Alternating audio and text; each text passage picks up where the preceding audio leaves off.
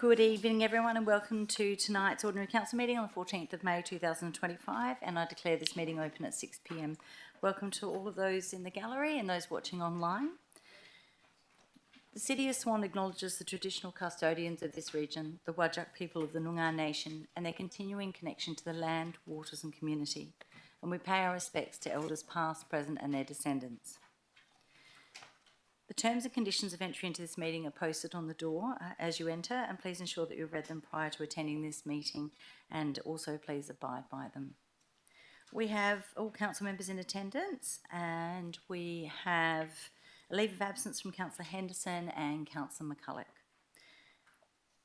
We have tonight declarations of financial and proximity interests and interests affecting impartiality. We have the following declarations.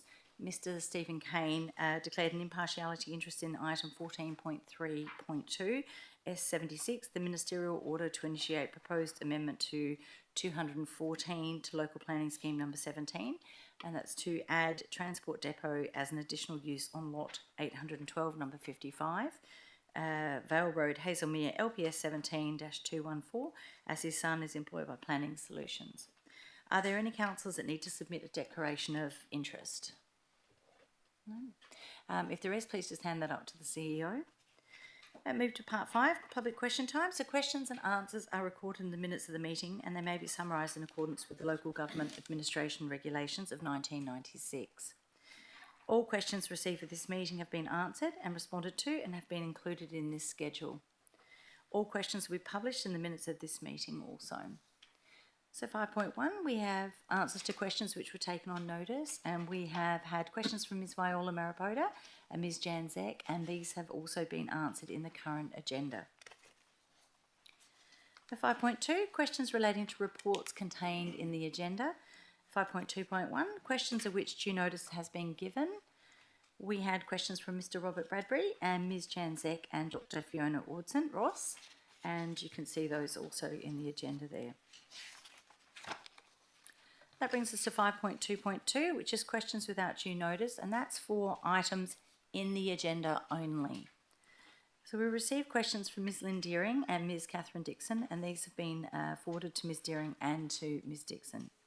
We have had Ms Michelle Davies and Mr Dixon Lowe and Jan Zek and Ms Catherine Dixon register to ask some questions, and Ms Dixon, you have the opportunity to ask 2 more questions. So I'll call Ms Davies if you'd like to come to the podium. She's not here tonight. Okay. Ms Dixon? Is she here tonight? Oh, she is? Hello. Welcome. Sorry, I'm really late. That's okay. I mean, we could swap them around if you need to. Do you need a minute, or do you want to come up and ask your question? Sorry? Yes, yeah? Okay. So we'll just see if Ms Dixon would like to come up first to the podium. Not sure that she's here. Oh, sorry, my apologies. Ms Davies. Okay, then we'll just move down to Mr Lowe, who's the Vice Chairman of the Vines Residents and Ratepayers Association. Register to ask questions. If you could please come to the podium. Thank you. Good evening, Madam Mayor, councillors and City of Swan staff. My name's Dixon Lowe and I represent the Vines Residents as a committee member of the Vines Residents and Ratepayers Association. I wish to raise questions in opposition to the present proposed Local Biodiversity Action Plan, item 14.2.1 of this agenda. These questions arise from how effective this plan may be in the City of Swan areas such as the Vines. The questions are cause for the Council to please reject the proposal until several basic requirements are added to the action plan. In summary, my questions are framed by the apparent watering down of the original City of Swan biodiversity strategy commitments of 2007 and 16. The recent failures to show measurable progress in stated biodiversity goals, and the absence of accountability for implementing the biodiversity strategy, for example, in statutory planning decisions. My first question. The subject is loss of local biodiversity. In this plan, what are the deliverable targets and their measures that change the current situation when local biodiversity is being lost? Question 2, verifiable detail. The action plan claims that this action, I quote, this action plan identifies concise actions that can be implemented within the corporate business and planning process of the city, allowing the city to meet its local biodiversity vision, goals, and objectives, end of quote. There's insufficient verifiable detail with the information presented. Where are such detailed actions that you are committing to implement? Question 3, biodiversity retention. And I note that some of this is covered, but nevertheless. Biodiversity retention. The action plan states, quote, corporate business plan provides strategic development, coordination and promotion of the environmental objectives and targets of the city. Biodiversity retention, end quote. Where is the evidence in the action plan of this biodiversity retention? For example, the effective monitoring and protection of threatened ecological communities, or the evidence of prioritizing retention in planning approvals. Question 4, recovery of degraded land. The action plan explains that 20% of the original extent of native vegetation does not meet local natural area criteria. This means that a large portion of the remnant vegetation is not being considered within the action plan. Does the Council agree that regeneration and recovery efforts that are far easier to achieve than trying to create new tree canopy should be focused on recovery of degraded land, and since this is not included in the action plan, this is not acceptable? Again, where's the commitment to measurement?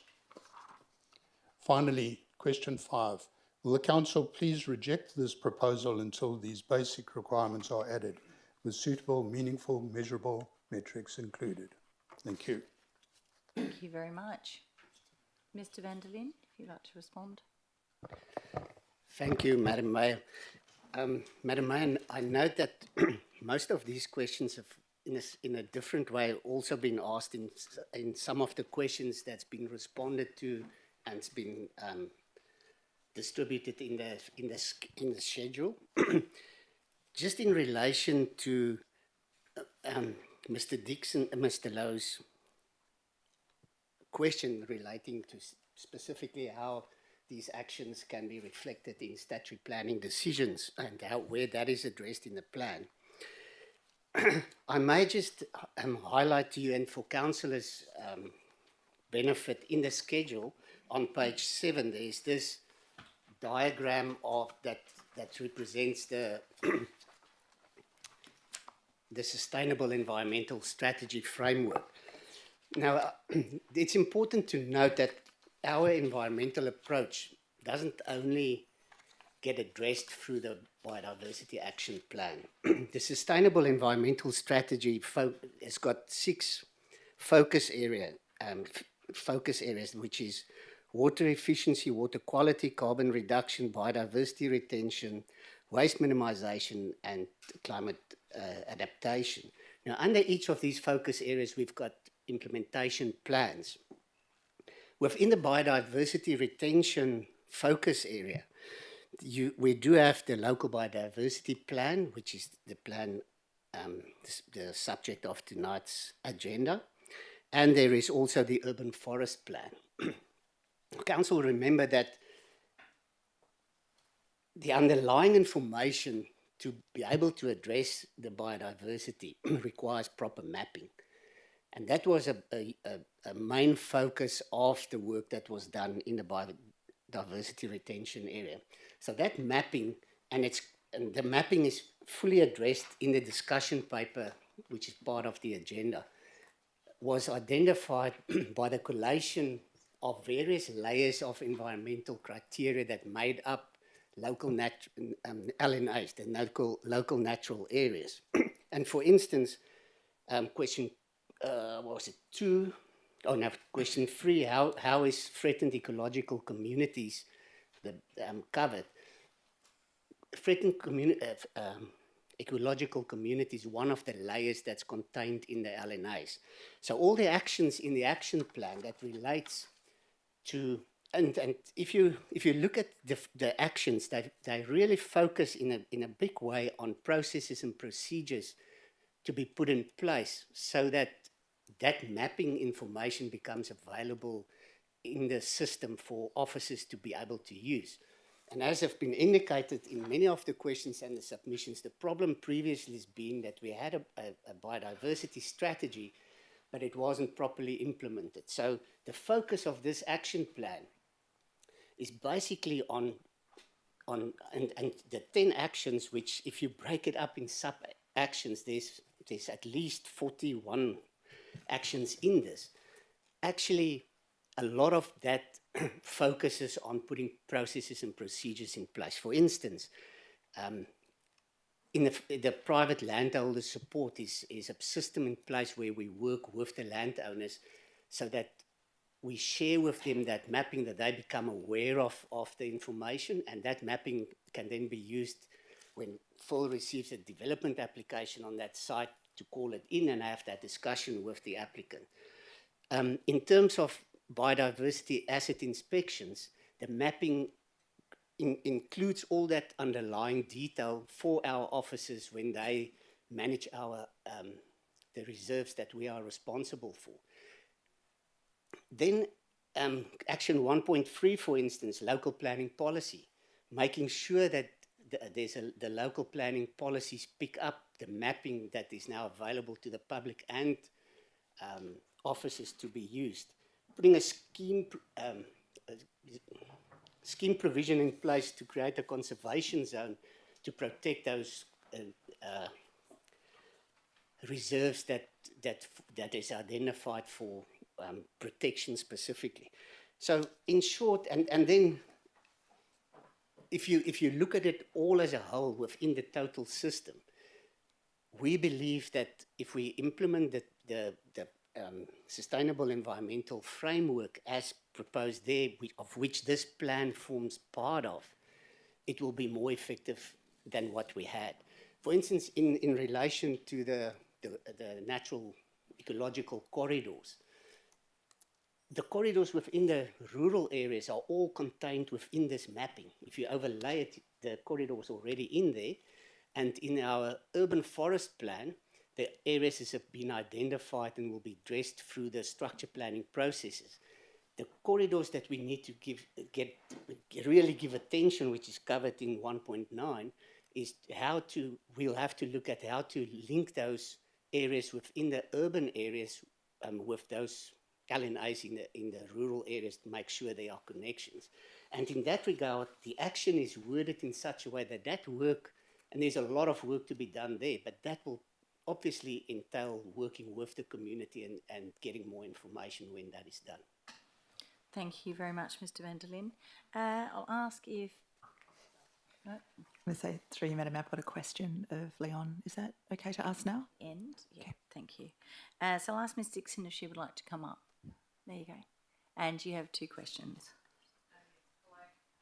Just pop the button on the speaker. There we go.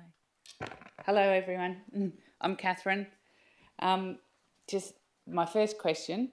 Considering that there are many exotic and non-native Australian natives and are now native fauna habitat, particularly for the black cockatoo, why has there been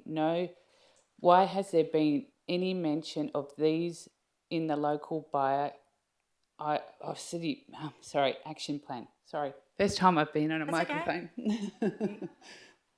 Is that the first question? Yes. And do you want to ask the second one? And then we can get an answer for it. The second one is, why is there no mention of retention or reconstruction of large areas, patches up to 1 hectare, or of habitat within developments of parks and action plan?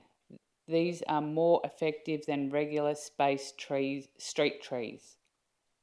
Thanks very much, Catherine. I'll ask Mr van der Linde if he'd like to respond. Thank you, Madam Mayor. In terms of the first question, with regards to looking after the cockatoos, there's a separate council resolution which was a motion by Councillor McCulloch, which will be addressed in a cockatoo management or cockatoo plan that will come to council in June, and those questions will be answered in that area.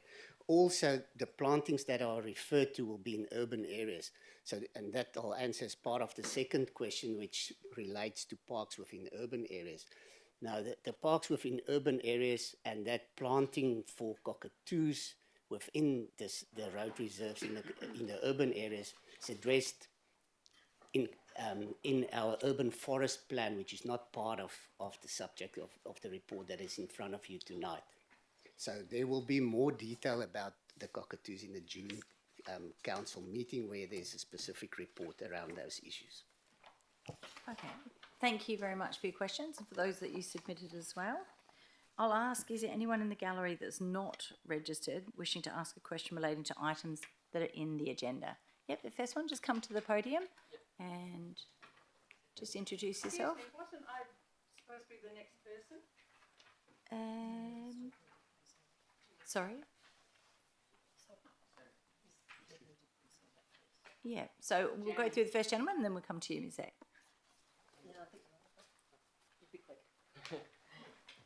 Was it just this button? Just lift the microphone up a little bit So- higher for you. Yeah, my name is Robert Orton. I'm from Bushmead. As a zoologist and wildlife researcher, just like Catherine's point, I'd also like to see the strategy plan have coverage of threatened species that occur in the city of Swan and the conservation management actions that will be taken to protect them in the local scale. And there's more than just the 3 black cockatoo species that occur in the city of Swan, so that's what I'd like to see, coverage of that. Do you have a coverage of that. question? No, I was just like wanting to see more coverage in the strategy plan. So could we see more Yeah. more coverage? Yeah. I'll ask Mr. Van der Linde if he can respond. Madam Mayor, the plan is prepared. It is in front of us, and it's for council to make that decision now. Okay. Do you have a second question? No, just that one. Thank you very much. I'll ask Ms. Janzek, did you have a question?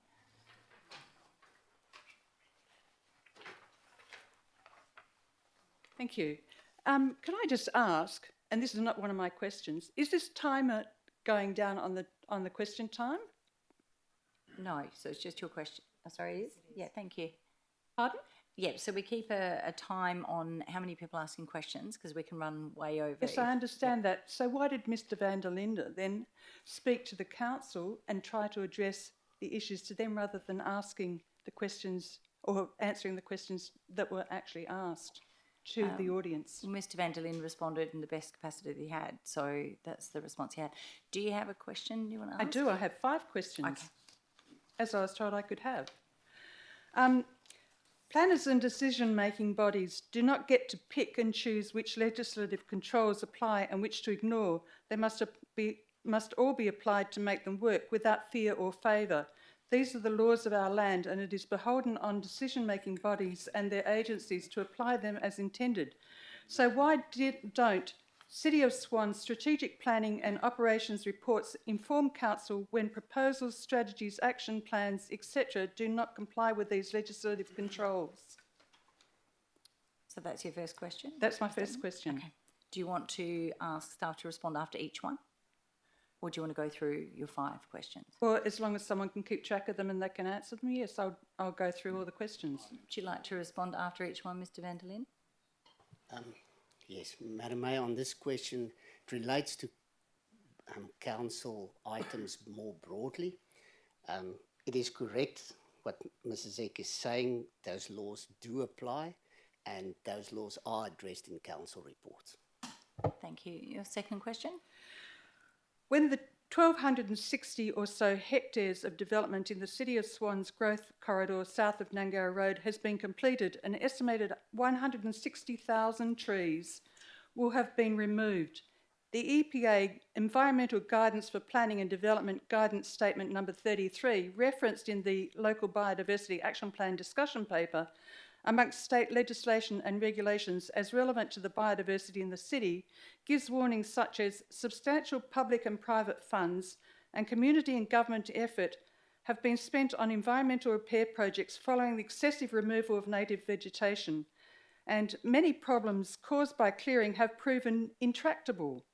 and further requires measures such as consider the environmental impacts from all potential land use changes to avoid and or address adverse impacts of significant development.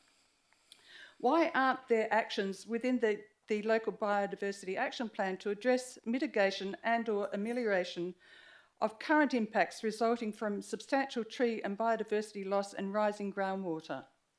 Thank you, Mr van der Linden.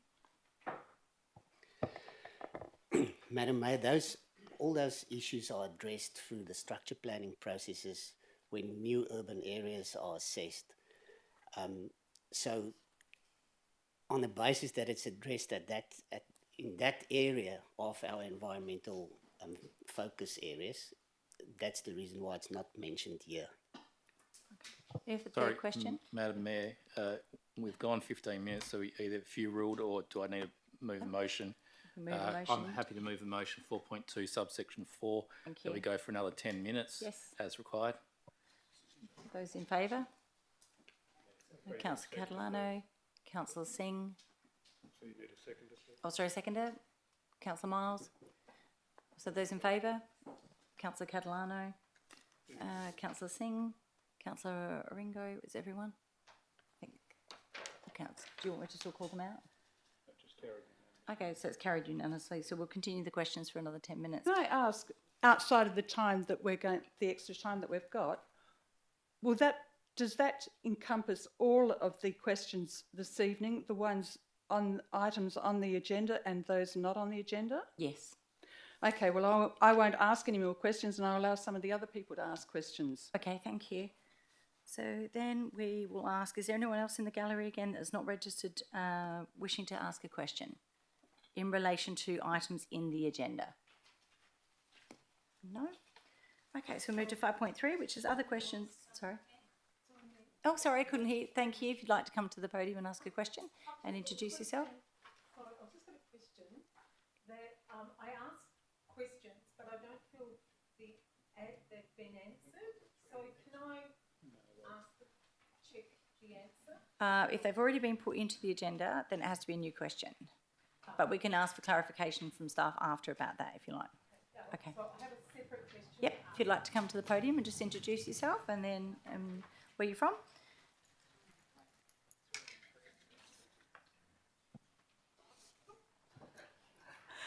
Good evening, my name is Lynn Deering and I'm here representing Friends of Woodbridge. Trying to pretend I was taller, but missed that opportunity.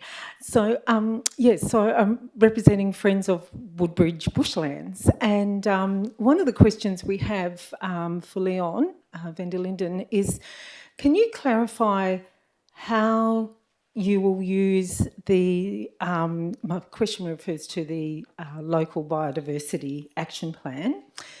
How will the planning area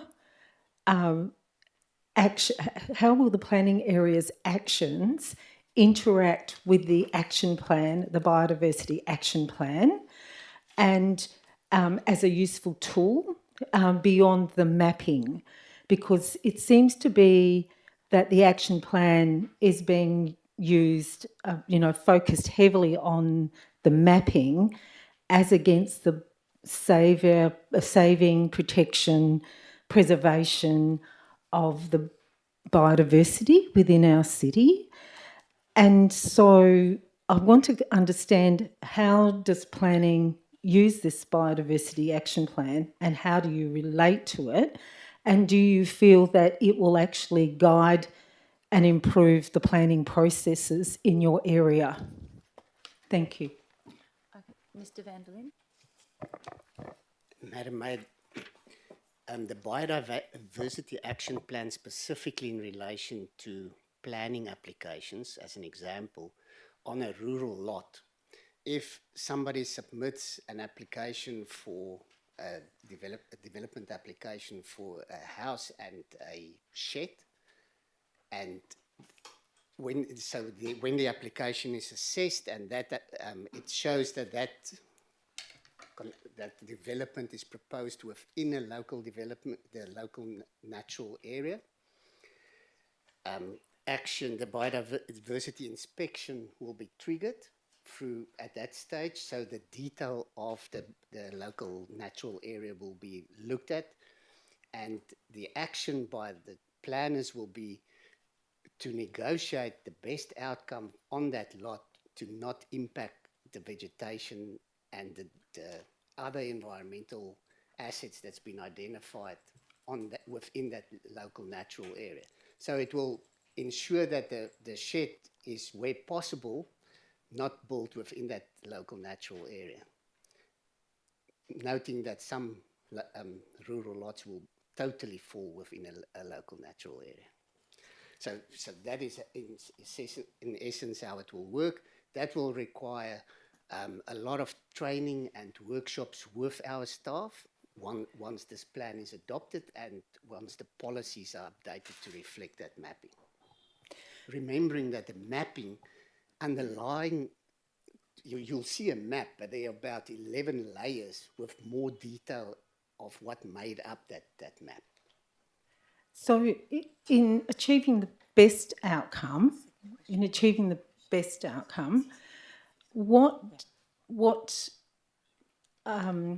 what ways will this action plan basically support you in achieving the best outcomes beyond the mapping?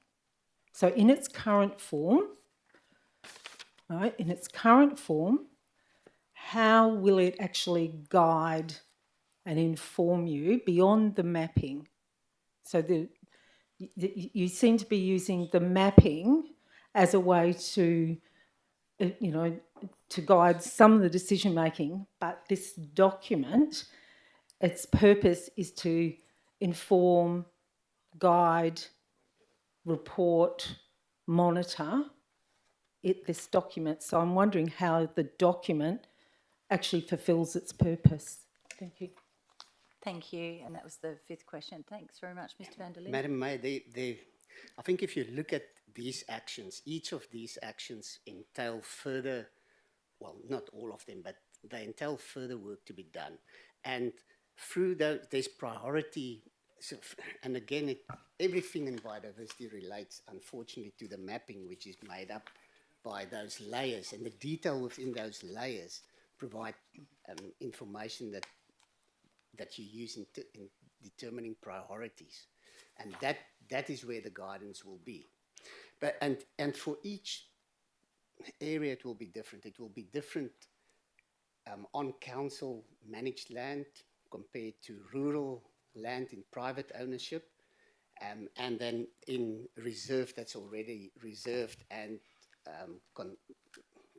protected through the zoning then at that stage. So there's more detail to be Thank you done there. very much, Mr. van der Lee.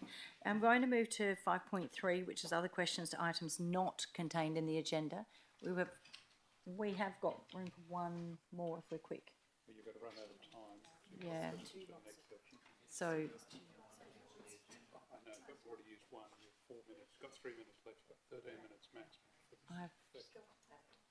yeah, so I won't be able to take that question, I'm afraid, because we have now gone into the second block of 10 minutes for our questions. So I'm going to move to other questions not contained in the agenda, which is 5.3.1. Oh, that would be this section then, just a moment. And questions of which due notice has been given. We've received questions from Ms. Tasma Rush Harvey, which have been answered here in the agenda. And Mr. Harry Gratt. Yeah, thank you very much. Harry Gratz, Swan Valley farmer. My questions are relating to rising groundwater on the northeast urban growth corridor, particularly on the eastern side. You heard last month about flooding in Henley Brook. The cause is shallow groundwater underlaid by clay. With urban, you get rising water. You put the water on the ground. It can't go down, it can only go down gradient, and that's towards the river. And so we're getting rising groundwater. There's many affected people, and the staff know of many of them. I sent some pre-information out to councillors because it was too much to do in the time tonight, so that was there. So I'm east of Dayton, got a tree farm, and we're currently being flooded, but this problem is going to extend all the way from Caversham to Bullsbrook. You've currently got this issue all the way from Caversham to Henley Brook, so let's not perpetuate it, is what I'm suggesting. And COS is responsible. City of Swan's responsible. If you go to DPLH, planning, anyone else, they all duck it. You've approved the plan, you own the system. So you're aware of the consequences, and I don't want to, as a ratepayer, have to be paying millions to fix it. So my questions. What action will the City of Swan take to rectify groundwater levels east of Dayton, in my example, to those present before the urban development, and when will this happen? That's question one. Question two, there's been two drainage sumps appear on Melbourne Street, and when will they remain? We've asked for a plan from the City of Swan of the drainage system, and we've been told to go away and do FOI. Why is that? Why can't I see a drainage plan? Question three, any rise in groundwater as a consequence of the planned urbanisation program stage 3, and that place is a swamp, I grew up here, will damage Bush River Site 200 and probably wipe it out. The rising groundwater will move east, northeast and southeast. I'm southeast.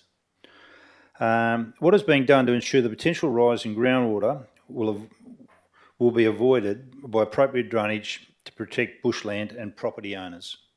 Question 4, the drainage of Brisbane Street 3 is a main drain or swale on Harrow Street verge. Now that drain could also take some of this surplus water from Dayton, but it needs to be built first. And this is one of the problems. The exit drain is built last. And if you talk to people like Professor Don McFarlane, you start at the exit and you work back to the development. You don't do the development, and when you've got a balls up, you then build the exit. So the exit's the river. So the development you start there and work back. You don't have to work all the way back because a lot of it's creeks. Just need you to ask the question if you can, please, because you've got 2 more. This is your 4th one. So what was that question? That question, I'll give you a paper copy.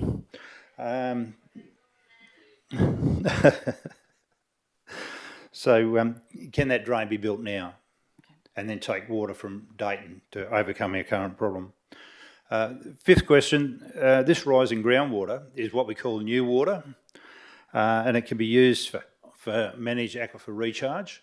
That's where you put it down in the aquifer, and then that water can be reused. It becomes an additional licence, if you like, more water to use. It can be used for the Swan Valley and public open space of the northeast urban growth corridor. And what's the actual question, the 5th question that you need to ask? That was the question. That was the 5th one? Okay. Yeah, can you consider manage aquifer recharge and be proactive on it? Thank you. I'll ask, we're going to need to move a I motion move for then. another 10 minutes, Madam Mayor. Thank you. Do I have a seconder? Thank you, Councillor Jones. Is there anyone against? No, it's carried. Mr Coaten, if you'd like to respond. Yes, thank you. Through you, Madam Mayor, perhaps I'll just make a general statement about the situation, and then, it would be helpful to get a copy of the questions in writing, and we can respond more formally. But in summary, the City is collating information in regards to this matter, in regards to previous reports and designs that have been undertaken, with a view to getting an independent review done of that information. The matter is currently being managed by an insurance company, so because of that circumstance, I'm not really able to, it's probably best not to say, I'm not really able to say much more in public, but I'll certainly get those questions. If I can get a copy of the questions in writing, that would be appreciated. Thank you. I've not made an insurance claim. I've kept local government insurance informed of our losses as they're progressing. So this is the opportunity to sort it out. Thank you, Mr Grant, for those questions. Mr Bogart, if you'd like to come to the podium.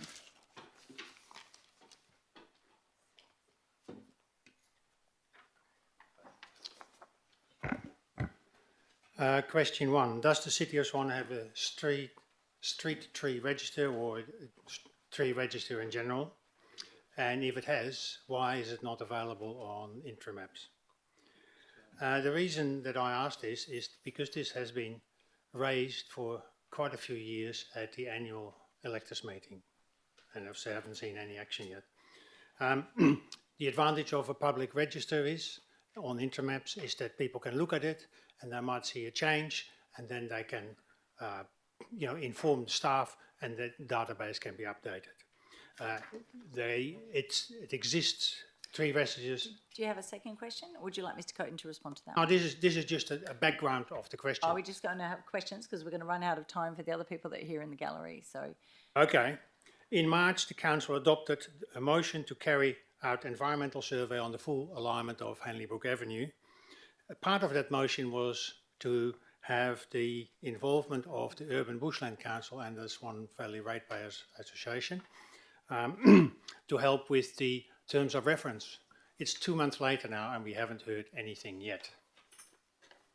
When can we be expected to be contacted? thank you. Did you have a third question? Yeah, no, 2 more.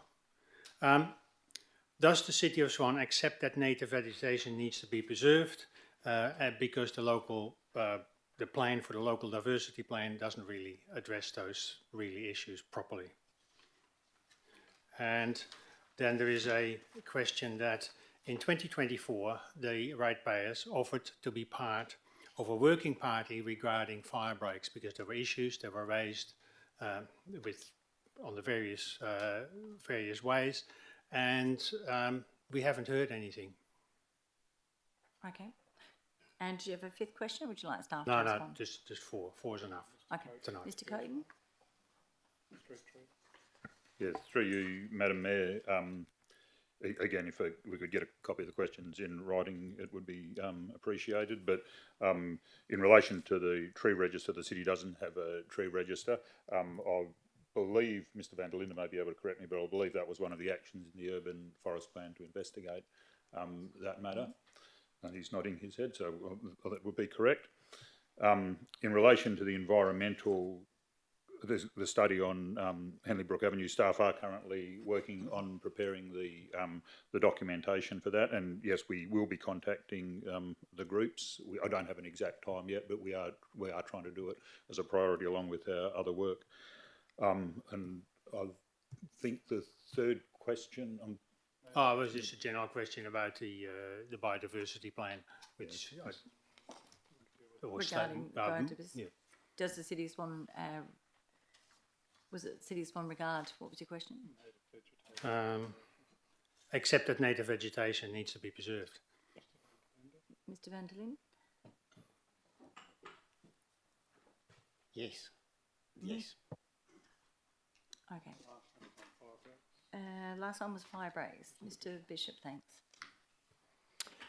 Through you, Madam Mayor, yes, there was a significant review of the city's fire notice, annual fire notice conducted last year in 2024. That involved community consultation and a report back to council.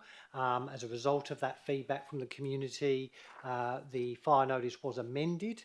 And by coincidence, there is actually on the agenda tonight a report to adopt the fire notice for this coming fire season, which includes the changes made based on community feedback from last year's review. Okay, thank you very much. I'll ask, is there anyone in the gallery that's not registered wishing to ask a question relating to items not in the agenda? If you'd like to come to the podium and state your name and where you live.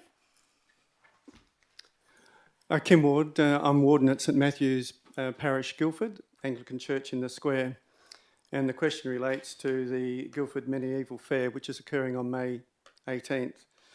The question is, what consideration in the approval process for leasing Stirling Square on Sunday, the 18th of May, for the Guildford Medieval Fair was given to the accessibility for parishioners at St Matthew's to be able to attend the Sunday morning services?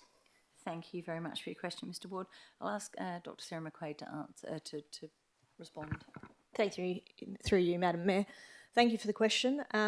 When we received the event application or the booking for the event, the initial booking information came through as part of the markets booking things. Subsequent information was then provided, obviously, on the fair as part of that.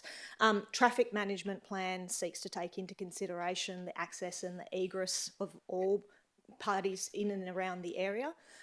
Specifically though, and I've reviewed the traffic management plan today, I don't think we have specifically considered the accessibility in relation to the church. We've taken it in consideration more broadly about how people access the site. and that is certainly something we will take on board with any future considerations going forward. Thank you. Our second question is the council aware, due to the impact of the festival, coupled with the late notification that the 2 Sunday services at 8 a.m. and 9:30 have now been cancelled? And since 1836, the only time church service has been cancelled has been when the church has been destroyed with a tornado, and in 2020 when we had COVID and all churches were shut. Thank you. Thank you, through you, Madam Mayor. We were only made aware on Monday, and we do note the late notification that was provided to the church of the event. When event applicants come into the city, we do provide them with advice that they should be consulting with residents and businesses and others in the area at least 3 weeks out, which would have by all means given us a lot more time to jump in and have a conversation with yourselves and the event organisers. So yes, it is unfortunate, and I'm sorry to hear that you've needed to step into that space of cancelling the services, and we will look to have a conversation with you about how we can support you going forward. We thank you for that, and that's a significant issue that we need to notify the Archbishop of the Anglican Diocese that those services have been cancelled and why it has been. The other question is, given the success of the fair last year, does the Stirling Square have the capacity to hold such an event, including the capacity to cater for all the parking around there where it became gridlocked last year? Thank you. Thank you, through you, Madam Mayor. As stated, from the bookings perspective, it does have the capacity, and the traffic management seeks to ensure the appropriate amount of parking, access and egress. That being said, obviously we are aware that these events grow year on year. We will have staff at the event on Sunday, and we will sit down and review it and take into consideration in terms of any future planning. Okay, and I think you've answered my last question. Will St Matthews need to be taken into account in the future approval processes for approving events in Stirling Square so that we're not forced to cancel our church services? So thank you, Madam Mayor. Thank you very much. That question has been answered for me. Okay. Thank you. Sorry, if I may just add to that. Just moving forward, we will continue to work with yourselves and the not just the fair operators but also the market operators going forward, and try to balance the needs, and happy to take any feedback and information on how we better do that. So thank you. We would appreciate that, and we would continue to be harmonious with our Guildford residents. Thank you. I have a Thank you very question much, Mr. through Wood. you, Madam Mayor. I've got a question for this gentleman. Is it Mr. Ward? We don't do questions until the end. Okay, move to part 6, which is public statement time. Registration for public statement time at council meetings was required by 10 a.m. this morning, Wednesday 14th of May 2025, and public statements are for general matters of the city and not for items on the agenda. We've had Ms Jan Zek and Teresa Abiskinkum, markets in Stirling Square, registered to make a statement. Ms Zek, if you'd like to come to the podium, and you have 2 minutes. Thank you. This year's Great Cocky Count documented 2 previously unrecorded roost sites within Henley Brook. One is within 300 metres of the Henley Brook Avenue alignment to the east, and the other less than 500 metres to the west. The former had 65 forest red-tailed black cockatoos and 6 white-tailed, probably carnabys. The latter was a smaller site and exclusively white-tails. The road alignment is within a 500-metre buffer for both these sites, meaning that black cockatoos may roost within any suitable trees within the buffer. Observations noted that the trees within the road alignment and those in immediately adjacent properties, including pine trees, were used by the cockatoos both in coming in to drink and on their way back to the roost sites. This is normal black cockatoo behaviour. The Commonwealth Black Cockatoo Guidelines required the investigation area to extend beyond the actual work site and include all areas that may be impacted. The consultant employed by the city noted that in the habitat assessment that he had suitable and extensive qualifications and experience, so he should have been aware that areas beyond the work site were required to be surveyed. If the consultant actually followed the guidelines, he would have picked up that these sites are black cockatoos' regular use, the same that black cockatoos regularly use the same night roost sites year after year, especially if there is a watering point in close proximity. Obviously, the assessment was insufficient to fulfil the requirements of the legislation, so either a reassessment should be undertaken or the work referred to the Commonwealth Environment Department for assessment. Thank you. Thank you very much for that statement, Ms. Zeh. I'll ask if Ms. Abishekam can come to the podium, please. Thank you, and you have 2 minutes. Thank you.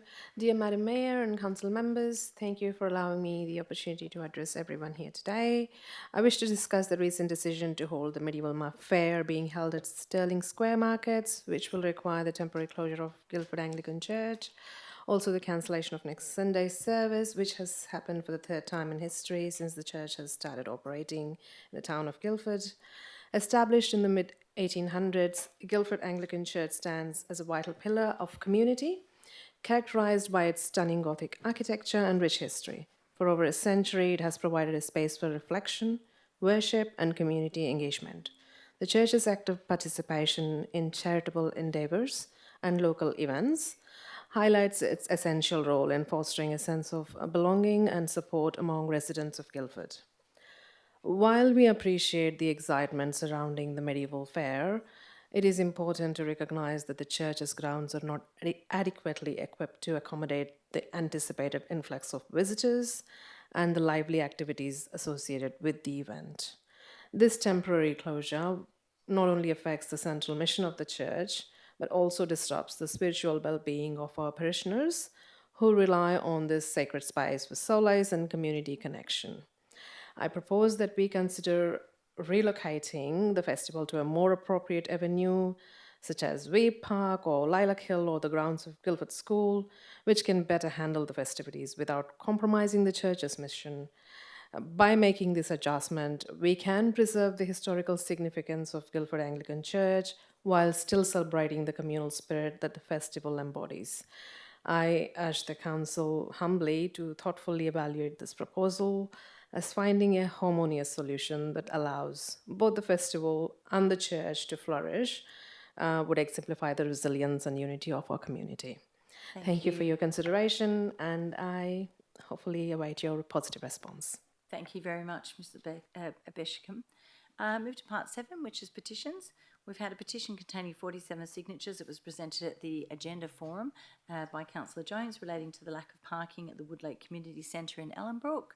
The petition will be dealt with in accordance with the Meeting Procedures Local Law 2023 under section 4.42E, and E referred to the CEO for consideration and response. Can I have a mover, please? Councillor Bowman, and a seconder. Councillor Jones. Anyone against? That's carried. And move to part 8, which is deputations. All deputations for items on the agenda were heard at the Agenda Forum held on the 7th of May 2025. And part 9, there are no announcements by myself tonight. Part 10, leave of absence. And we have Councillor McCulloch from the 10th of May 2025 to the 1st of June 2025 inclusive. Councillor Miles, 2nd of June 2025 to the 18th of June 2025 inclusive. And Councillor Zanino, 26th of May 2025 until the 2nd of June 2025 inclusive. Do I have any other councillors who are requesting leave? No? Okay, if there is, just hand those up. Thank you. So move. Oh, can I have a mover? Councillor Jones, seconder. I'm happy to second, just with one question. Yep. Can we backdate a leave of absence? I didn't think we could. It has to be from today onwards. Mr. CEO. Thank you. The council did submit the leave application last week while we're at the Agenda Forum. It becomes moot whether you move it for the date or you change the date. Okay. So seconder, happy to second. Councillor Bowman. Is anyone against? That's carried. So part 11, confirmation of minutes, is 11.1, confirmation of minutes of the ordinary meeting of council held on the 9th of April 2025, and 11.2, which is confirmation of minutes of the special meeting of council held on the 28th of April 2025. Can I have a mover, please? Councillor Bowman, and a seconder. Councillor Miles. Is anyone against? That's carried. And part 12, business left over from the previous meeting, there was none.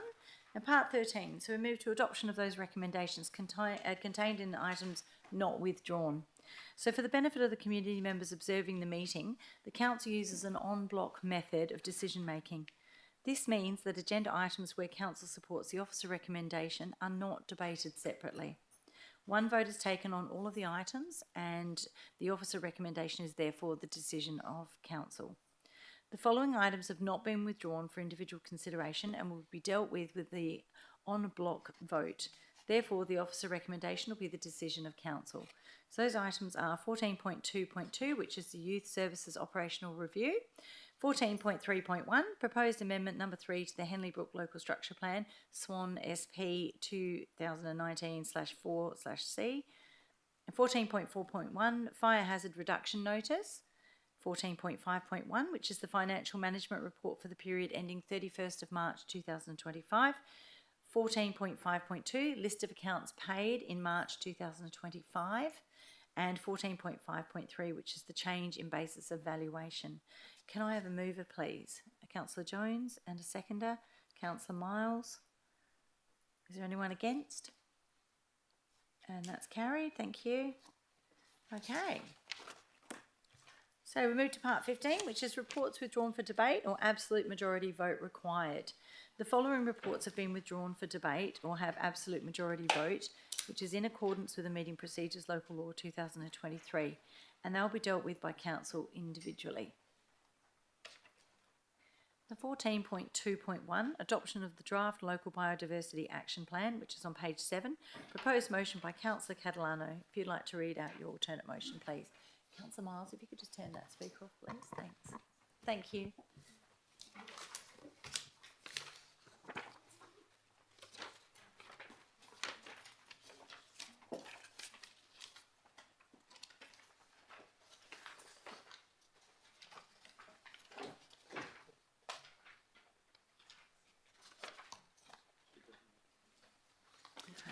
Okay. That council resolve to, 1, not adopt the final draft, should be draft there, draft Local Biodiversity Action Plan, LBAP. 2, request the CEO to redraft the Biodiversity Action Plan in conjunction with Swan Communities Environmental Alliance to include A, measurable actions within a specific time frame for the improvement of protection, of protection and enhancement of biodiversity in the city on both private and public held land. B, the costing of actions to protect and enhance biodiversity in the city. C, linkage mapping from the 2016 biodiversity strategy as a baseline. D, other areas of remnant bushland as well as local natural areas. E, recognition of the value of restoring degraded bushland with identification and action plan for restoration of high value areas as a priority. Reasons for the motion. 1, the Swan Communities Environmental Alliance represents a broad sector of community groups across the city, and including them in the redrafting would save the city in consultancy costs and drafting time. Actually, can I just put 22 groups in front of the in front of community groups? Represents a broad sector of 22 community groups, please. That's after on number 1.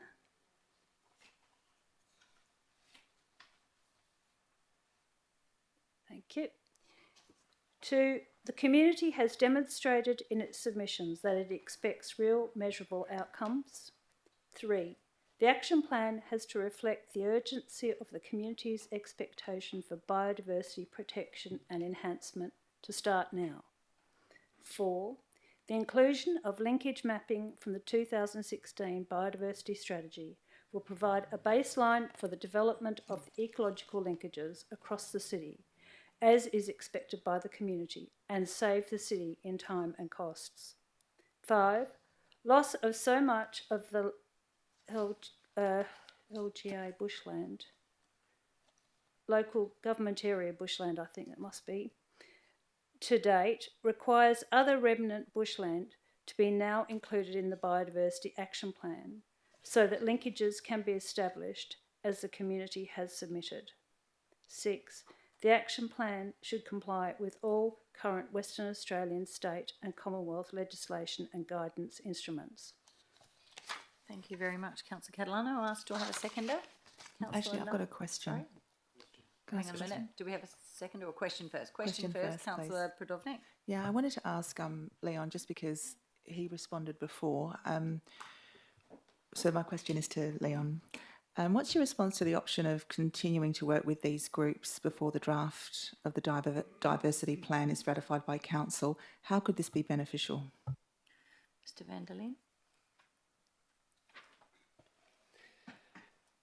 Madam Mayor, I think we've responded to that in the officer's comment to a certain extent, but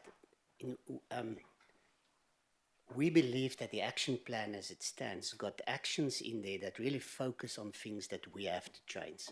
We specifically prepared the plan not to try and just repeat and list things that we're already doing. We've identified things that we think are the focus things that we have to do to become to be better in this area, and all of those actions can be continued as we stand, and some of those actions then do require further consultation with the community, which we're very happy to do. So in furthering this plan, that will be done with the community. Working with the community to review this plan will probably delay the process of implementing actions that can be very valuable for everyone. Thank you, Mr van der Leen. I had another question for Councillor Bowman. Thank you, Madam Mayor. Just a couple of questions. The briefing that we had 28th of August, was there any feedback that was received after that briefing? Was there any changes from any councillors, anything specific? Were we all there? Madam Mayor, no, there were not any additional comments by councillors after the briefing session, which was held in, I think it was August last year. All of the councillors didn't attend, so there was, so it wasn't attended by all councillors. So, the second question, Madam Mayor. This, let me get the right word, Swan Community Environment Alliance. Through you, Madam Mayor, just a couple of questions around that. Who is specifically the Swan Community Environmental Alliance? What's the structure of the organisation, including the names of the committee members? What are the conditions of membership? If the above organisation is an overarching group for other groups or individuals, can you provide who? Were any of the members provide feedback in the engagement period? Have we had previous dealings with them? Because I couldn't find anything about them. Okay, thanks, Councillor Bowman. Mr van der Leen. Thank you, Madam Mayor. City officers are not aware of the Swan Communities Environmental Alliance as a formal entity.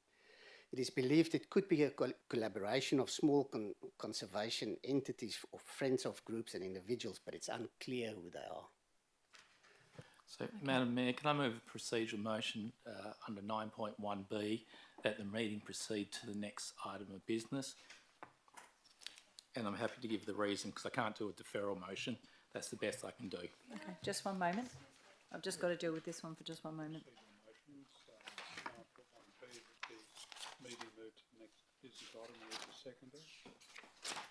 So 9.1, moving procedural motion. B. B. And so we need a seconder. Councillor Ringo. Is there anyone against? No, hang on a minute. I get 3 minutes, I believe, Madam Mayor. Thank you. So you get to speak to the motion for 3 minutes. Thank you, Madam Mayor. Madam Mayor, the reason I've moved this procedural motion is under our standing orders, I can't defer the item. But Madam Mayor, I got an email, I was just checking that, at 4 o'clock today from staff making amendments to their recommendations. That's not good governance.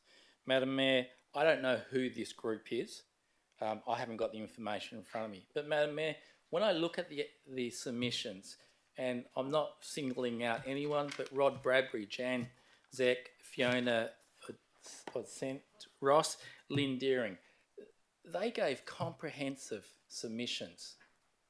And I can't see how they were taken into consideration. So, Madam Mayor, what I'm suggesting here is, it's pretty well a deferral.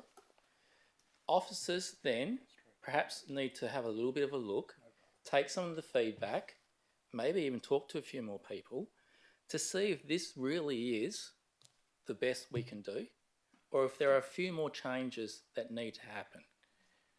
So, Madam Mayor, that's all I'm doing. It's pretty well a deferral motion because of that. But, Madam Mayor, I think we've heard a lot tonight. I think we need to give officers a little bit more time. As I said, I don't like getting things at the last minute. It's not good governance. I want to have all the information, but I really want to see, especially some of these detailed submissions, what have we done with them? So when I get planning submissions, it's the comment and then the officer's comment. It's not a planning consideration, or this has been changed in the document. I didn't see that, and perhaps I should have spent the 3 days going through each of the submissions and seeing if it's been modified in the plan. But until I get that, I don't think we're ready to vote on this tonight. Thank you, Councillor Bowman. So we move. Question. Question, Deputy Mayor. So, question. Point of order, Madam Mayor. Understanding. Just one moment, Councillor Bowman. What is your point of order? Understanding orders, the motion had 3 minutes, and then you must put it to the vote. A councillor can ask a question at any time, and I said question. Just so, one if moment. I may, I'll continue. Just one moment, Deputy Mayor. We'll deal with the point of order first, and then. Point of order is under which section? Yep. Did you quote that section, Councillor Bowman? Madam Mayor, I've closed debate. So 8.7, I've closed debate because it's a procedural motion, and then under the table of 9.4, it quite clearly says what is required. Thanks, Mr. CEO. Thank you, sir. Through the chair, just to confirm, you've had a mover of the motion. Have you had a seconder? He was interrupted by questions. Indeed. But, oh, sorry for the procedural no motion. one has yes. spoken, so debate technically hasn't commenced at this point in time. So I won't uphold that point of order, Councillor Bowman. You had a question, Deputy Mayor? Yeah, my question is our previous procedure then of debating and then foreshadowing that a council would like to defer the motion, is that no longer possible? Because previously we have foreshadowed deferment. So I'm a bit perplexed why we can't defer. So could you, Madam Mayor, or the CEO answer that? Thank you, Mr. CEO. Thank you. Through the chair, as procedural motion is a permissible motion at any time, it has to be dealt with now. That's the avenue by which the member has sought for this item to be presented and considered. So that's the end of the story. Not a case of whether there are or were alternate pathways. This is what the member has done during the debate, and it's allowed for under 9.1b. So effectively, Madam Mayor, now you need to move to the vote on the procedural item. If the vote on the procedural item is lost, then you would come back to the debate. Further question, because we don't want to make a bad habit of this. Is it feasible as an alternative pathway to have a deferment motion? So to have the debate for a councillor to foreshadow a deferment, that surely is a valid thing to do. Can we just confirm that? Because this method is cutting off debate. So through the chair, it's almost irrelevant because you have a procedural motion which you have to consider at this time. It's not a case now of whether there is an alternate pathway. You just need to consider it right now. You have to consider the procedural motion. That is the step the presiding member wants to do. Whether alternate pathways could be considered will be subject to the outcome on the procedural motion. So I'm afraid, Deputy Mayor, you have to consider this point now. That's what a procedural motion is about. So, question, I do agree with you, partly, Mr. CEO, but the question I'm asking for the benefit of council is it possible, if this motion is lost, to then move to debate and somebody foreshadows a deferment? Because that's a good path. Is that a valid path? We need to know that before we vote. I think it is. So, through the chair, if the motion is lost, you come back to Councillor Catalano's motion. Councillor Catalano's motion, which is to not adopt the Biodiversity Action Plan. That is what you have to debate next. That is the only alternative. No alternate motion has been raised. At this stage, then it would be the only option is to present the officer's recommendation, which is not a deferral motion, but the officer's recommendation. Remember, alternate motions such as that the item be deferred to allow for further consideration, etc., needed to be submitted 2 days prior to the council meeting. That hasn't been the case. No one has come up on any of the consultations and said we should defer this. So Councillor Bowman's motion effectively has the same effect as a deferment, because you'll note under the guidance it says, and if I could just read this to you, the matter not be brought forward again until a later meeting when it is included in an agenda. Having noted at a later meeting, that's not time specific, it would be sometime in the future. But Councillor Bowman has raised in his reasoning for that there are matters raised tonight that he is hoping staff will address in that. It has the same effect of a deferment. Question is, previously we have moved deferment motions on the night without having to submit them 2 days in advance. That's part of our standard practice. The issue with this method is it cuts off debate. Mr. CEO, this will be the last question, Deputy Mayor, and I'll move on to And Councillor it becomes irrelevant at the moment because the matter has been moved as a procedural motion. So you must come back to your meeting procedures, not seek to infer options there. You have to stick to the rules as they are, and that's why the procedural motion must be dealt with now. Thank you. Councillor Howlett, you had a question? Yeah, thank you. Just to be clear, the procedural motion by Councillor Bowman, 9.1b, that the meeting proceed to the next business would mean that the next item we will deal with is 14.3.2. When do we come back to deal with this motion of 14.2.1? I think the CEO just explained that. If you'd like to explain again. Again, I read what's contained on page 29 of your meeting procedures local law in the effective carried. The matter not be brought forward again until a later meeting, that is another meeting, not tonight, when it is included in an agenda. Okay. Councillors, we're going to put this procedural motion to the vote. Those in favour? So we have Councillor Singh, Councillor Oringo, Councillor Bowman, Councillor Jones, Councillor Miles, Councillor Zanino, Councillor Brodovnik and myself, and those against? There's Councillor Catalano, Councillor Knight, Councillor Deputy Mayor Johnson and Councillor Howlett. So the motion is carried 9-3. Okay. A point or a question? Actually, I did read the briefing notes and I did send an email. I believe it was to Jim Coton. I might have sent it to all staff. I thoroughly went through all of the briefing notes and I gave my comments. So that wasn't correct, actually. Mr. Van der Linden, maybe Mr. Coton didn't send you my advice and my comments. We can clarify that. I expected he would have done. Thank you. Yep. So Question. move to 14th question. Deputy Mayor. Isn't the next item on the agenda the officer's recommendation? No. It's not. CEO I thought it was. It is. Thank you very much. We Through, move to through the chair, just to confirm, it's not because you've dealt with the motion on the item. So the next item is what's contained in the running sheet. It's not an alternate to what has been moved. So Okay. item 14.3.2, Madam Mayor. Thank you. So 14.3.2 S76 Ministerial Order to initiate proposed amendment number 214 to Local Planning Scheme number 17, which is to add the transport depot as an additional use on lot 812 number 55 Vale Road, Hazelmere, LPS 17214 on page 233. Proposed motion by Councillor Catalano. If you'd like to read out your alternate motion, thanks.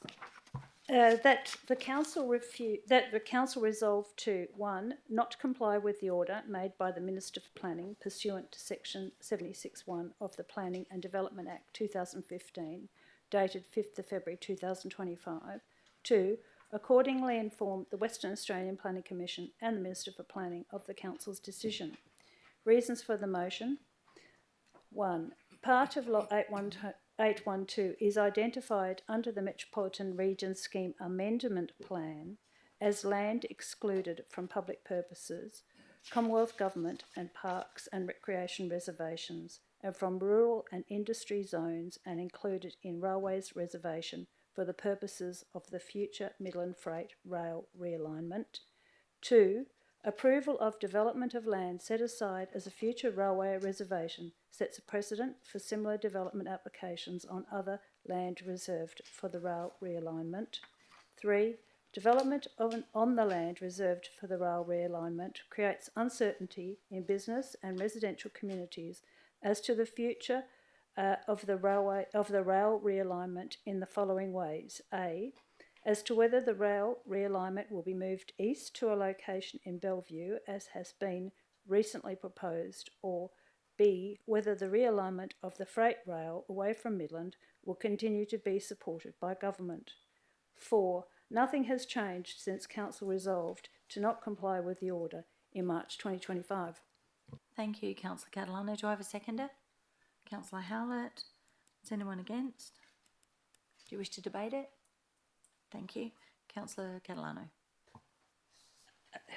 The Minister has issued an order that Lot 812 is rezoned from agricultural machinery sales and services and rural to facilitate the development of a transport depot on the site.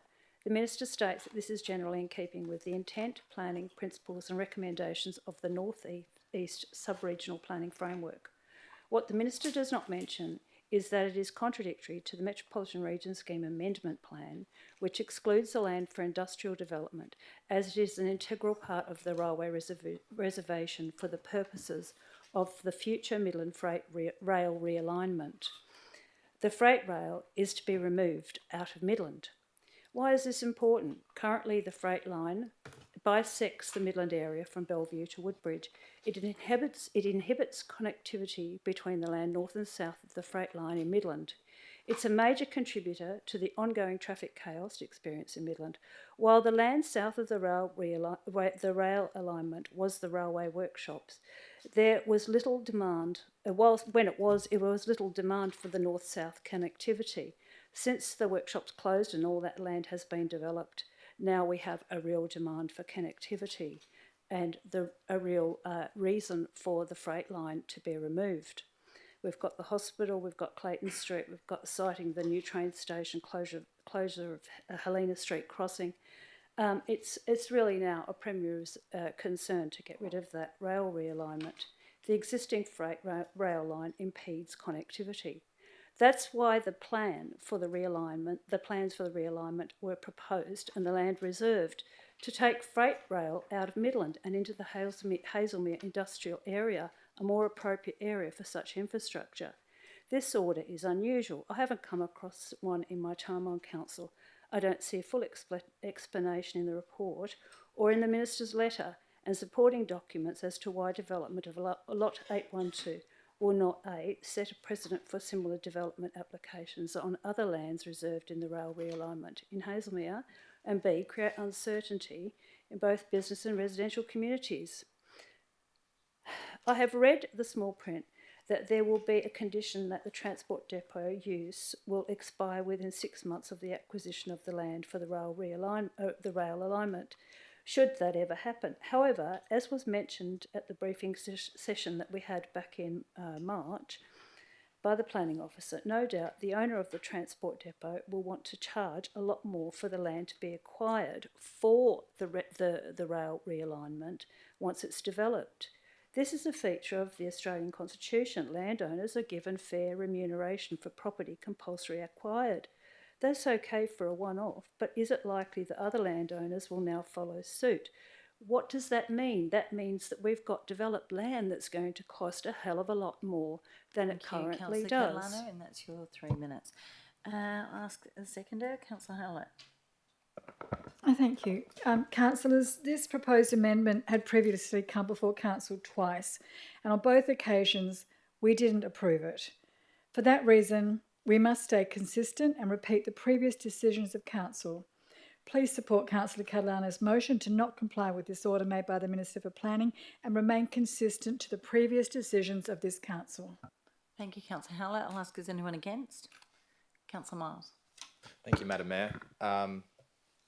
Yeah, I'd just also like to highlight what my fellow councillor just raised there, which this item has come to council twice previously. And now obviously we have a Minister of the Crown and the state government issuing an order, and to say that we should be reminded of our legal obligations as a local government to hear the ministerial order. And in the officer's comment and in the report, it does say that if we do not comply, the minister has powers under the Planning and Development Act to initiate this at the city's expense. So we can have no voice in this decision by refusing, like we have done twice, without contributing the voices of our ratepayers, and include more costs for the city to pay for without having any say. And I think that's a pretty ridiculous thing to do. So I would foreshadow the officer's recommendation in the instance that this alternate doesn't pass, and I hope that we can consider this properly. Thank you. Thank you, Councillor Miles. Would anyone like to speak for the motion? Deputy Mayor. Yeah, thank you, Madam Mayor. Look, councillors, I think councillors all understand that we are not here to support the minister. We're here to represent the community, and that is the residents, ratepayers and electors, and I believe the Act changed recently to, we're also here to represent people who visit and use the city.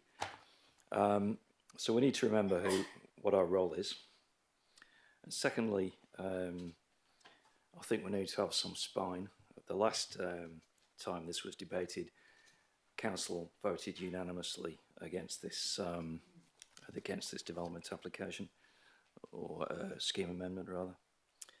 And I believe we should continue in the same vein. And the reason it's important is that the freight rail realignment, to move the freight rail out of Midland, is extremely important.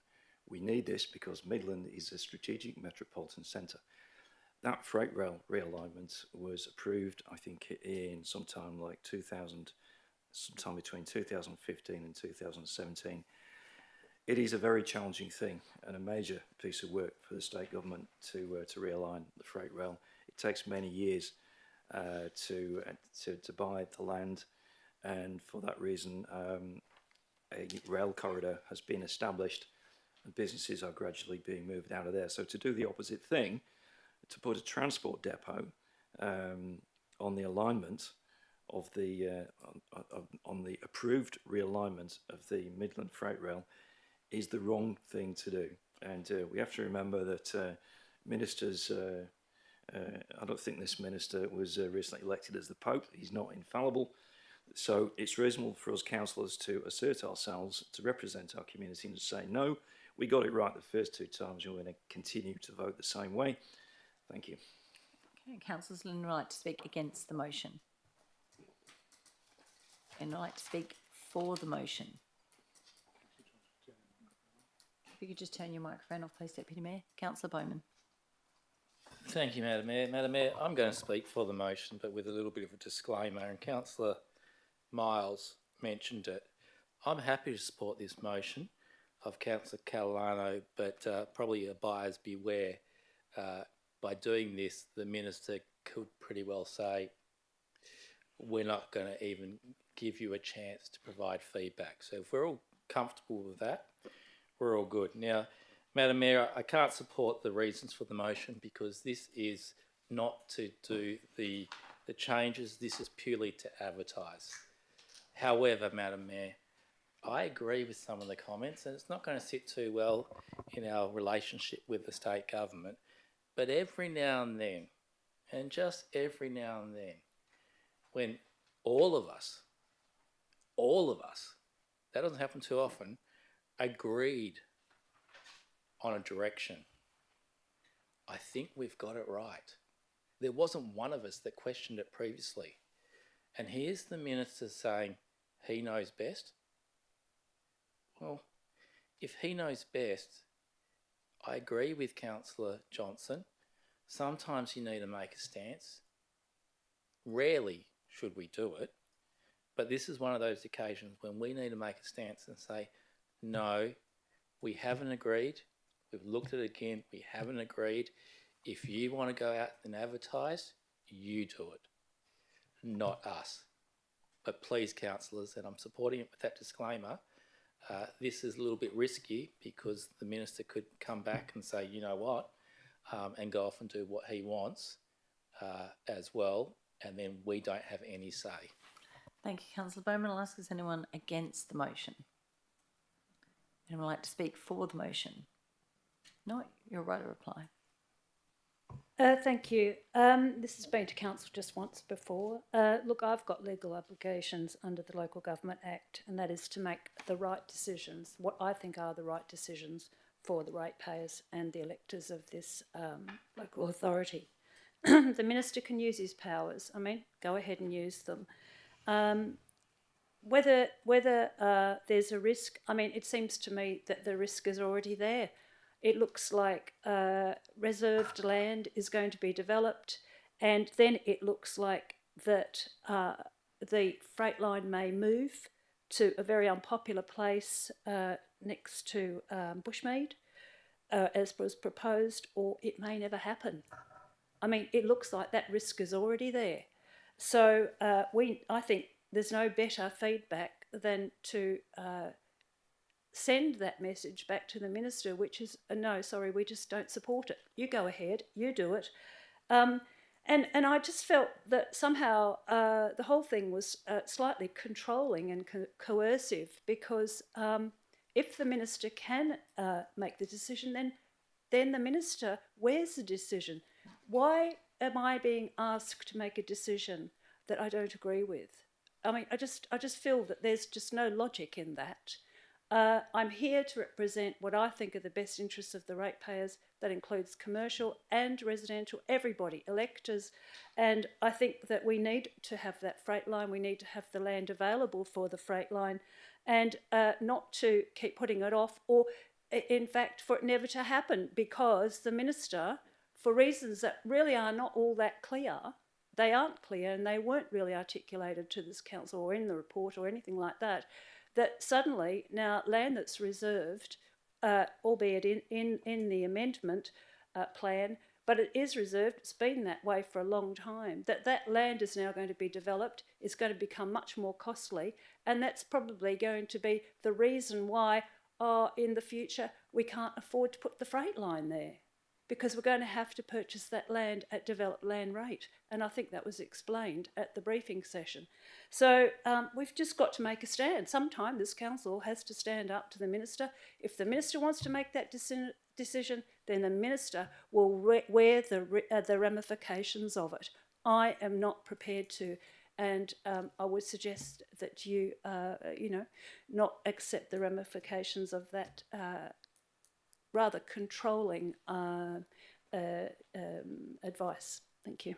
Thank you, Councillor Catalano. I ask those in favour. So, Councillor Catalano, Councillor Bowman, Councillor Jones, Councillor Knight, Deputy Mayor, and Councillor Howlett. 6. And those against? Councillor Singh, Councillor Ringo, Councillor Miles, Councillor Zanino, Councillor Pridovnik, and myself. Yep. So my vote will be against. So then it's 5. Lost 6-7. Thank you. We'll move to the next motion, which is motion 6. Oh, sorry, my apologies. The officer's recommendation. Can I have a mover? He did. I'm just waiting for him to sit down. Councillor Miles, foreshadow the officer's recommendation. Yes. A seconder? Councillor Ringo. Is there anyone against? Do you wish to debate it? No. Those in favour? Councillor Singh, Councillor Ringo, Councillor Miles, Councillor Zanino, Councillor Prodovnik and myself, and those against. We had Councillor Catalano, Councillor Bowman, Councillor Jones, Councillor Knight, and Councillor Deputy Mayor and Councillor Howlett. 6 all again. Casting vote. Yes, I'm against. The casting vote is Oh, sorry, for the motion. it was 4. So the motion's carried, 7 votes to 6. 7-6 carried. Thank you very much. All right, so we move to number 16, which is motions of which previous notice has been given. We had 15.1, Councillor Prodovnik, Midland Oval School Board. Councillor Prodovnik submitted the following amendment to her notice of motion in red, and if you'd like to read out your amendment, please. The whole notice. The whole lot. That council resolved to ask the CEO to prepare a report to come back to council as soon as possible, which investigates the following. 1, keep the old scoreboard on the Midland Oval and turn it into a monument to the Midland Oval sporting history. 2, for that monument to include a record of the names of the clubs and potentially famous sporting players who played on Midland Oval. 3, to work with local clubs who historically use the scoreboard to work out who should be listed. 4, to restore the scoreboard where needed, but to keep the original look as much as possible. 5, for the design process to be included and discussed at subsequent Midland Guildford Ward meetings. And the reason for the motion is the former Midland Oval has a long and proud sporting history. The scoreboard is a part of that history, and this historical artefact should be a monument in the new development. Happy to second. I haven't even asked yet, but do I have a seconder? Thanks, Councillor Bowman. Is anyone against? Do you wish to debate it? Yes. Thank you. Councillor Prodovnik. Ultimately, the motion just seeks to keep the scoreboard on the oval, but it asks for a report to be created first that will provide more detail and options, which will be helpful for council to consider. And that's it pretty much. I'll wait to see what everyone else says. And seconder? Thank you, Madam Mayor. Madam Mayor, Councillor Prodovnik probably watched the video recording of the agenda briefing where I asked a number of questions at that briefing. And I think part of the discussion or comments was we should actually have a report first. Councillor Prodovnik has made that change, hence the reason I'm happy to report it. Whether I support the motion itself when it comes back, I don't know, because I want to have additional information. Staff did provide some numbers, whether they are for a complete redo of something or if it's just to keep it there, whatever. I don't know what that's going to be. So I'm happy to support this motion that clearly just simply asks for a report. My understanding it's not going to take too much of staff time to provide that report. They have some of those information and then we can look at, is it a good idea? Perhaps is it supported by community? And then do the budget consideration at a later time. Thank you, Councillor Bowman. Is anyone against? Councillor Howlett? Thank you. Well, here we are again. Midland Oval, the gift that keeps on giving. Well, this motion has provided me with a good chuckle. In my 4 years as a fellow Midland Guildford Ward councillor, this is the first time I've heard anything about saving the scoreboard, let alone being made aware of this motion. It hasn't been discussed in our ward meetings, raised by any members of the community with me, nor via any peer-to-peer communications between Councillor Prodovnik and myself. I can't support this motion. Councillor, this motion is more akin to placing a tombstone on the former Midland Oval than making a monument to sporting history. Councillor Prodovnik might think she is in a scoring position to kick a goal with this motion, as really, what councillor will deny saving the last scrap of the Midland Oval history? But councillors, the fate of the former Midland Oval has been sealed. Midland Oval is dead. It's gone. It's buried under the depth of decisions made by this council in its plan to create Midland's new town centre, the New Junction.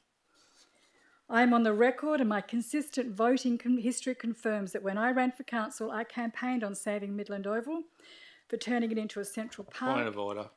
Just one moment, Councillor Howlett, if you could resume your seat, please. What's your point of order, Councillor Bowman? 7.21, subsection 3, remarks need to be relevant to the motion debated. I believe before us is the item on a scoreboard, not Midland Oval. Thank you, Councillor Bowman. Councillor Howlett, I'll uphold that point of order. If you could just keep it relevant to the scoreboard, please. Thank you. Councillors, as stated in the officer's comment, this can all be managed and workshopped through the Midland Guildford Ward meetings and can continue without a resolution of council. There was no need for this motion to come to council to be resolved here.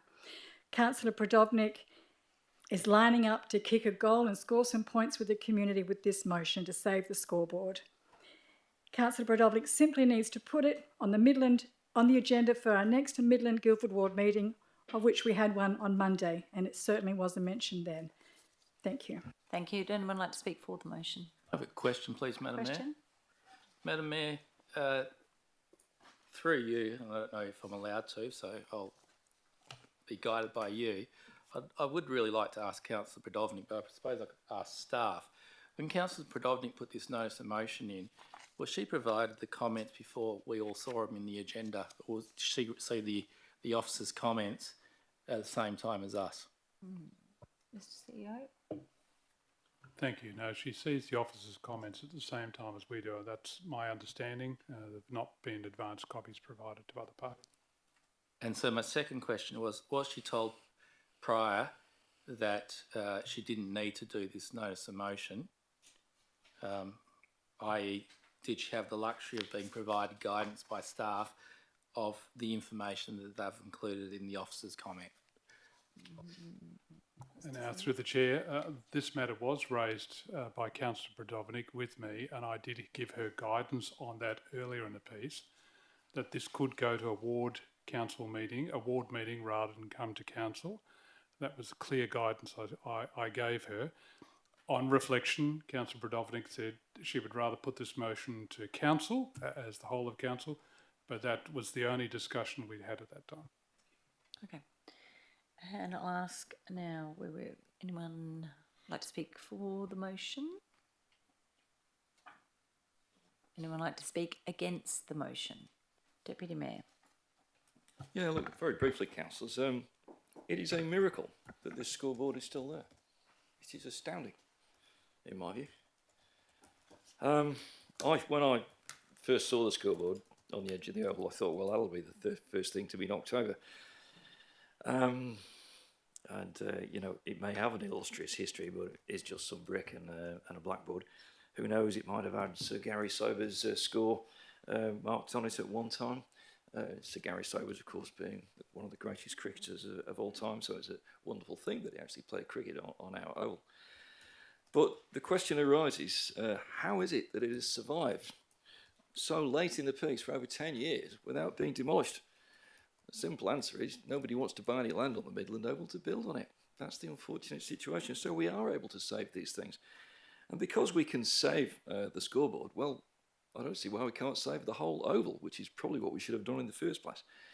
The second point I'd like to make, I'm glad to see that Councillor Prodovnik has been allowed to modify her motion after submitting it. So Councillor Prodovnik submitted a motion, I'm sure, 15 days in advance, and has been allowed to amend it. As you can see, the part in red, and I think that's good. We need to support that. There should be some flexibility to allow councillors to change their motions, and I'd like to have that extended to all councils in future. So, councillors, that's my view on it. Thank you. Thank you. Mr. CEO. Thank you. And just in terms of the last point, I draw Councillor Johnson's attention to section 2.912 of the local meeting procedures local law, which allows an amendment to motion for which has been given under this clause may not be considered unless it has been an amendment that doesn't negate, which it doesn't, has been provided in writing at least 2 days prior to the meeting. So Councillor Prodovnik provided her amendment to the proposed motion. It didn't negate the outcome, and therefore it is allowable under meeting procedures. Thank you, Mr. CEO. I'll ask, does anyone like to speak for the motion? Anyone like to speak for the motion? Does anyone like to speak against the motion? Your right of reply.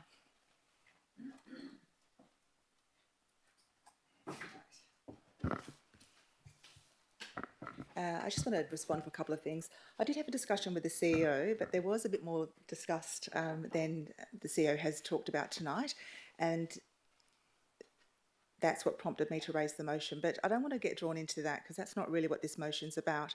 It's not about saving the Midland Oval. It's simply about a report coming to council. The motion is not about me, although it seems to be that a lot of people want to make that the focus. It really is about keeping a scoreboard, and I think we just need to focus on that. It's not the first time it's been raised, I can tell you that. It's been raised by people in the community. This has been an issue, the Midland Oval redevelopment's been an issue for decades, and that has come up with members of the community and cricket clubs actually at various times during the Save the Midland Oval campaign. And ultimately this motion still seeks to keep the scoreboard on the Oval, but asks for a report to be created first. It's not a big ask. I'm not sure about if the scoreboard needs to be moved, or as part of that report we can look at opportunities to have it on its current location. There's lots of questions, and again this report's an opportunity to answer those. Really it's just a request for council to have more information and to be able to make a decision. So please support this motion. Thank you, Councillor Podovnik. I'll ask those in favour. Councillor Singh, Councillor Ringo, Councillor Bowman, Councillor Jones, Councillor Miles, Councillor Zanino, Councillor Podovnik, and myself. And those against? Councillor Catalano, Councillor Knight, Deputy Mayor Johnson, and Councillor Howlett. So the motion is carried 8-4.